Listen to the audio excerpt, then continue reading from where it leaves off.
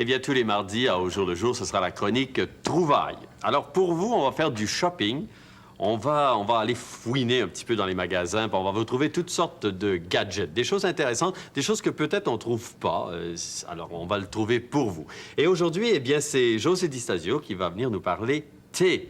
Bonjour, José. Bonjour, Je sais Normand. qu'il y en a beaucoup de thé, Il y en a et beaucoup. puis des gens qui achètent toujours le même, alors on pourrait être un petit peu plus fantaisiste. Si on faisait d'abord et avant tout, José, peut-être rapidement la petite histoire du thé. Rapidement, le thé, on l'a découvert il y a très, très longtemps, à peu près 2700 ans avant Jésus-Christ. Une petite feuille qui était tombée par un coup de vent dans de l'eau bouillante. C'est à peu près comme ça qu'on croit que ça a été trouvé. Puis on Mais a en trouvé fait, ça c'est bon. si loin. Oui, on a trouvé ça bon. Bon. On a trouvé toutes sortes de vertus aussi. Et après, ça a passé par le Japon, vers les années 800. Et après ça, on a traversé en Occident, par les Pays-Bas, au début du 17e siècle. Puis ici, c'est arrivé... Ici, c'est arrivé au début du 18e. C'est un peu, on pourrait dire que c'était presque une En boisson de bienvenue en Amérique, parce que, Oui. si on se rappelle, nos grands-mères avaient toujours une belle grosse théière pleine Une de... théière. Puis il me semble que c'était rempli de thé, mais pour longtemps. Les sachets de thé restaient là longtemps. Il me semble que c'est un souvenir. Peut-être qu'ils ça. ils en mettaient moins pour qu'il soit moins fort, sans- Oui, sans mais il me doute. semble qu'ils les buvaient fort, le thé. Bon, alors où il se cultive, le thé, généralement? Il se cultive surtout en Asie. En Asie, oui. Il se cultive en Afrique aussi.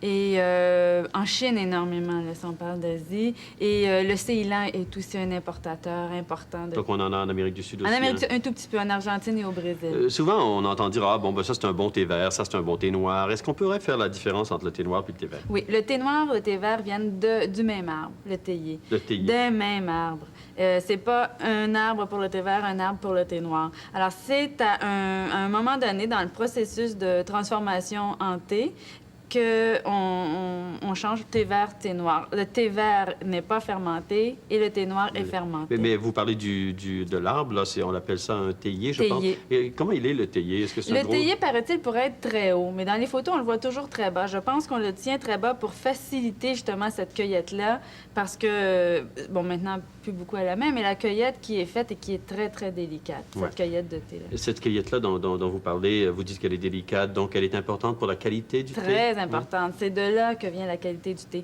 Alors, Bon. la cueillette, elle peut être impériale. C'est quoi une c'est-à-dire, cueillette impériale? on prend le bourgeon, la première feuille, le bourgeon, plus une feuille. Bon, Et c'est tout. c'est tout. Ça, c'est un thé supérieur, Oui, supérieur. impérial. Après, le thé fin serait le bourgeon, le péco, plus deux feuilles. Deux feuilles. Donc, on dilue un petit peu. Oui, Bon. déjà, mais encore là, je trouve ça très fin. Oui, oui, c'est très Très, fin. très fin. Puis il en reste un autre. Après ça, oui, il y aurait trois feuilles plus le bourgeon, qui s'appelle le péco. Bon. Maintenant, les étapes dans la fabrication là, du Pour thé. fabriquer le thé, alors bon, la cueillette. Après ça, il y a le flétrissage, c'est-à-dire qu'on enlève l'humidité de la feuille Oui, oui. de thé. Ensuite, il y a le roulage qu'on roulage. faisait à la main. Ça, c'est pour briser les cellules? C'est ça, pour aller chercher le goût et l'arôme, le parfum du Oui. thé. Alors, on roule la feuille. Ensuite, il y a le On divise les feuilles, Oui, hein? c'est ça. On divise, par exemple, les petites feuilles des petites feuilles cassées qui serviront pour les sachets de thé. Bon, alors d'après ce que je vois, José, c'est quand même pas une opération simple. Non, pas Et du ça, tout. pour donner du bon thé, il faut faire tout ça. Tout ça. Mais qu'est-ce qu'on fait, nous, pour se faire un bon thé? Alors, pour faire un bon thé, d'abord, on ébouillante la théière.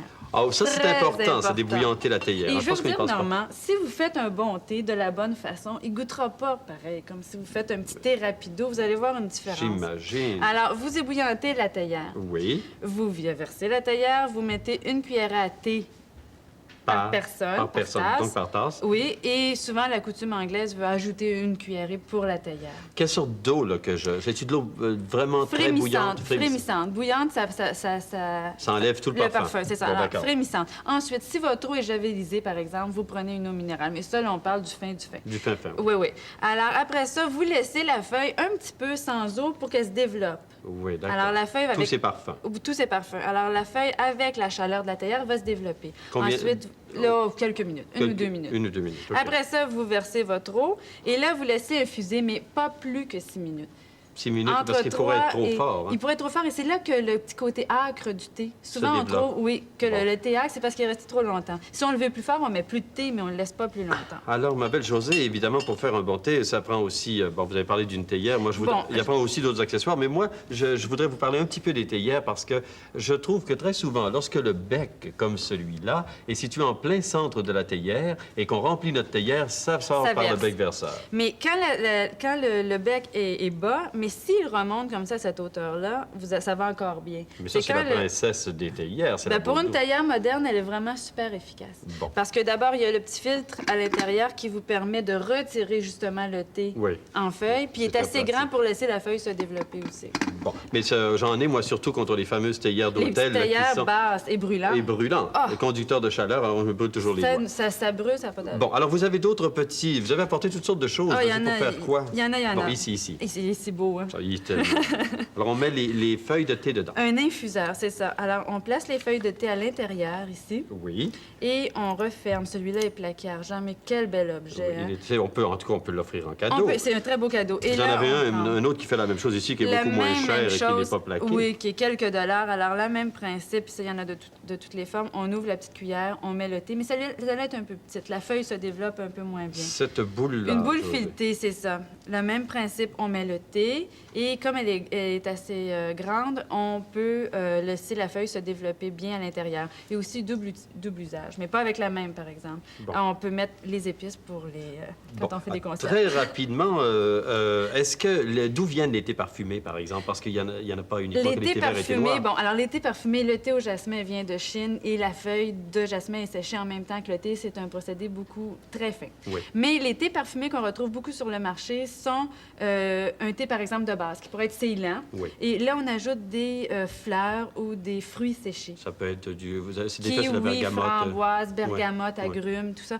Et même, j'ai apporté ici des thés chocolat. Chocolat. Pour les chocolats. Alors, tous ces thés-là, on trouve ça dans les coins Magasins spécialisés. Et tous vos petits Dans les bidules dans les boutiques pour les cuisines. Oui. Je voudrais vous demander en terminant, est-ce que le citron rehausse la saveur du thé ou la détruit? Eh bien, le citron ne rehausse pas. Au contraire, il annule un peu la... Est-ce qu'il y a quelque chose qui rehausserait la saveur? Ben, déjà, comme le parfum de l'orange, déjà, le remonte un petit Ben, peu. j'ai l'impression que j'en connais Déjà, beaucoup plus ouais. sur le thé. Merci beaucoup, José, et nous vous réinviterons certainement. Merci, Normand. Merci, au revoir.